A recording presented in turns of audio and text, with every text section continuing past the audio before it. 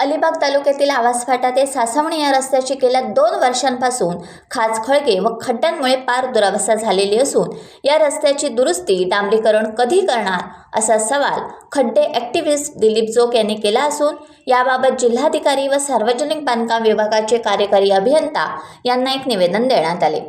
अलिबाग रेवस रस्त्यावर पर्यटनदृष्ट्या शालेय महाविद्यालय विद्यार्थी व प्रवासी वर्गासाठी अतिशय महत्त्वाचे असलेल्या आवास फाटा ते सासवणे 4 ते 5 किलोमीटर असलेल्या रस्त्यावर 2 वर्षांपासून खाचखळगे व खड्ड्यांमुळे पार दुरावस्था झालेली असून याकडे संबंधित खात्याच्या जबाबदार अधिकाऱ्यांचे जाणीवपूर्वक दुर्लक्ष दिसून येत आहे असे जनतेचे म्हणणे आहे।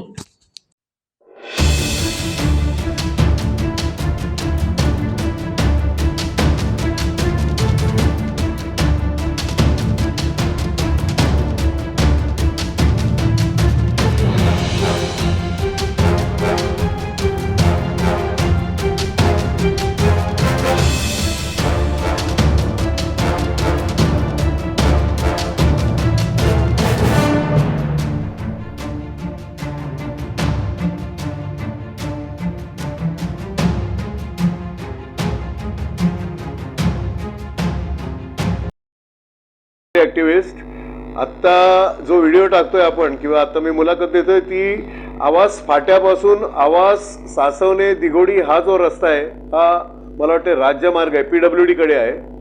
त्या रस्त्याची अवस्था विशेषतः आवास फाटा ते आवास अतिशय वाईट झालेली आहे। गेले 2-3 वर्ष प्रचंड खड्डे पडलेले आहेत आणि दुर्दैवाची गोष्ट म्हणजे एवढी 2-3 इलेक्शन येऊन गेली पण कुठच्याही नेत्याचं वगैरे काही लक्ष नाहीये।